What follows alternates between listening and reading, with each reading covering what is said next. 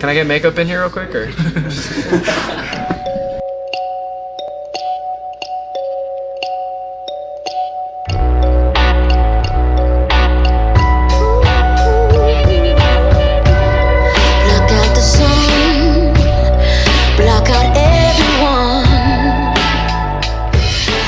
Actually, I don't know if you remember this, but we first met, I guess it was 2007 maybe. I had just moved back from Austin, and you were running the Wax Museum out of, what was the name of the shop? Shine Gallery. I have to thank you because I bought this Jose record Yeah. from you, Yeah. and like went home and sampled it and made some of my favorite records ever. Well, whatever happened with the Wax Museum? Well, after the Shine Gallery, I was grateful to Miguel for multiple reasons. Right before he was about to open, I had also kind of just moved back. I've been back for about a year at that point, and I just talked to him, and he just threw me a bone and was like, "Hey, do you want to sell records here?" I said, "Sure." You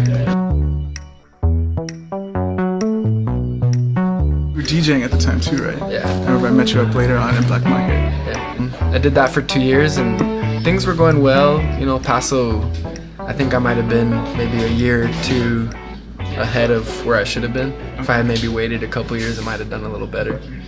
Was it that you branched out to film? Because I know you did a video for, what was it, Crook and Collar? Crook and Color? Crook and Collar. Yeah.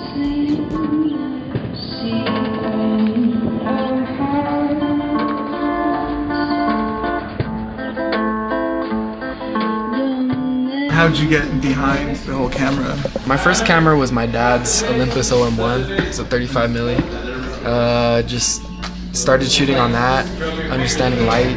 I did video and journalism in high school, but Have you always been into graffiti, or is it just art in general?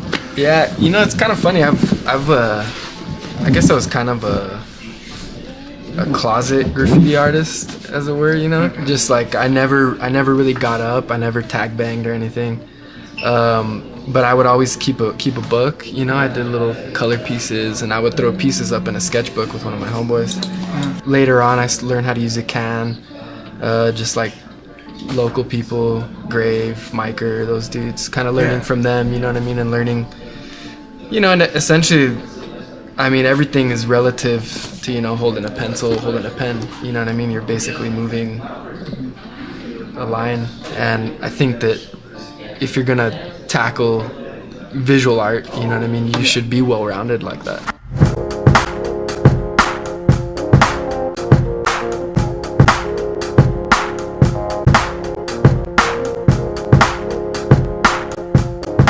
I saw the show. I was over around Texas when Yeah. you guys did that show, and I saw how some of your art's getting more like installation piece. Yeah. You know what I mean? Like, I don't know if you're a fan of Barry McGee. Oh yeah, But, big time, man. He yeah. was like, that's the one dude that was like, I'll admit it, like I was looking at his work and I was like, this dude's got it. You I know? definitely saw some of his influence on that installation. Yeah, I piece over appreciate there. that. Is there anybody else, like, I guess, that has inspired you? You know, in all reality, my favorite painters are El Paso painters, you know. I think, at least contemporary painters. Tim Razzo's definitely, you know, one of my favorite painters. Keith Spencer, definitely El Sol was, you know, big time street art. And you guys are actually doing like a whole collective, or how is it that the Maintain crew actually works? Yeah, I guess it's Maintain Creative Coalition, I guess. It's like, I like coalition because it just sounds tougher, you know what I mean? Militant. It's militant, you know what I mean? But Maintain started with Ray Dub Cardenas and then Miguel Ibarra. So those two dudes started doing t-shirts and pressing t-shirts, and always knowing that, you know, they were gonna outsource the work, outsource the artists and designs for the graphic t-shirts. Both of them worked in a screen printing shop, so they know all the labor, they know all the little tricks and stuff.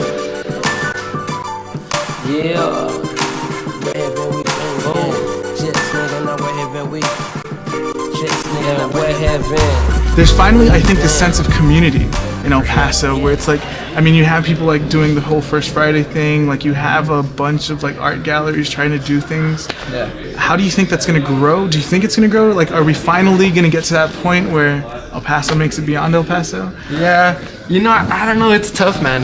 There's such an influx of artists. You know, people are moving. People go to LA. People want to get out of here. You know, but I think at this point, and it always goes like a roller coaster. It's always up and down. You know, there's 10 venues to choose from. 1 year later, there's one to choose from. Right now, you know, there's like 10 art venues, and it's amazing because 2 years ago there were none. You know what I mean? Yeah. The thing that El Paso lacks is a foundation, you know, and it's a foundation across the board: music, video media, visual media, art, just the whole thing. We lack this foundation, and I think that finally, at this point, there's been a lot of groundwork for dudes that have been doing this for 20 years, people in the 80s, you know, on the music scene here, just helping us build that foundation. And I think that it's at the point now where that roller coaster goes up, doesn't come so far back down. Yeah. You know? It's gradually it's inclining. Yeah, you know, even on the down points. And hopefully we'll even out somewhere to where it's just a steady thing. And the thing that I do love about El Paso is that it's not so cliquish, you know what I mean? Like we're this coalition, but it's not just this like, you know, this is who we are and you're not allowed in here. It's more of a organic moving thing, you know, where other people, mad visual poets, you know, just a lot of people making stuff happen in the city, and it's all love, you know what I mean? It's all just people making it happen and making it work for the broader community, you know? Yeah.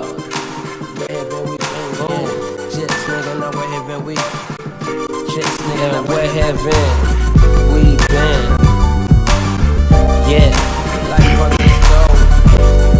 Full speed, full go. Yeah, my weed lit, my glass chill. Couldn't be concerned less how I hate to feel. Call service, only opportunity for rest.